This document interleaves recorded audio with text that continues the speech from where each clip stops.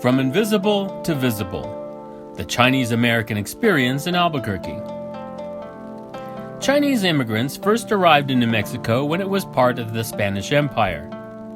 Immigration began in earnest during the U.S. territorial period after the California Gold Rush of 1849. Arriving on the West Coast, Chinese worked in mines and on railroads, as farmers, as laundry and store owners, and as servants, anything that would allow them to support their families in China. As railroads spread east from California, Chinese immigrants provided most of the labor to build them, and followed the new railroads into the Rocky Mountain West.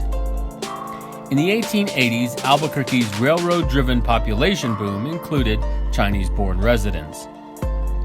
Newspapers and political leaders demonized the new immigrants as a yellow peril, and Congress and the states passed laws to prevent the Chinese from settling in the U.S. permanently.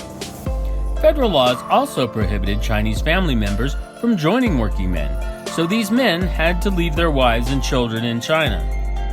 Nevertheless, a Chinese immigrant community took root and its members slowly built new lives in America. Chinese immigrants sought a better life for themselves and their families.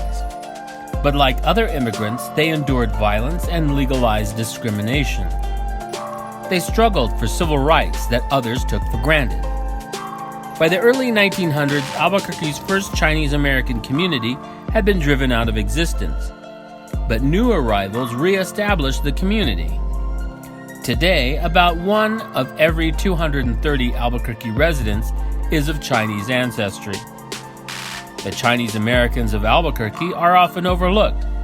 This exhibit honors the way they embraced their new country, overcame anti-Chinese bias, and contributed to the legal, educational, social, and economic fabric of the city, the state, and the nation.